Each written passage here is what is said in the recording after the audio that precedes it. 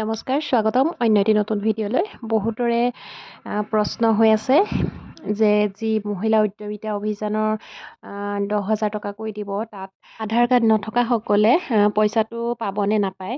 এই ক্ষেত্ৰত আমাক যি প্ৰশিক্ষণ দিছে তাৰ পৰাই ক'ব বিচাৰিছোঁ যে যিসকলৰ আধাৰ কাৰ্ড নাই তেওঁলোকক প্ৰপত্ৰসমূহ দিবলৈ কৈছে বৰ্তমান, কিন্তু তেওঁলোকৰ যিহেতু বিচাৰিছে আধাৰ লিংক থকা একাউণ্ট নাম্বাৰ, সেইটো কাৰণে অকণমান প্ৰব্লেম হ'বও পাৰে। কিন্তু বৰ্তমান সময়ত সকলোৱে এই পত্ৰসমূহ পাব, কিন্তু যিদিনা মানে পত্ৰখিনি বিতৰণ কৰাব সেইদিনা নিজে গৈ পঞ্চায়ত অফিচৰ পৰা পত্ৰসমূহ গ্ৰহণ কৰিব লাগিব। লগত এটা ID প্ৰুফ নিব লাগিব।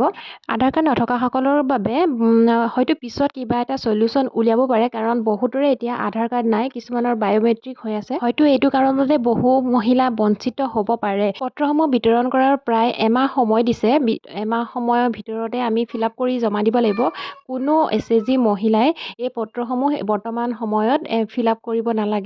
ফৰ্মসমূহ কেনেকৈ ফিল আপ কৰিব লাগিব তাৰ ওপৰত এটা ট্ৰেইনিং হ'ব, তাৰপিছতহে ফৰ্মসমূহ ফিল আপ কৰিব পাৰিব। কোনো কাৰণত ফৰ্মখন ফিল আপ কৰোঁতে ভুল নহ'ব আৰু অভাৰ ৰাইটিং কোনো কাৰণত কৰিব নহ'ব।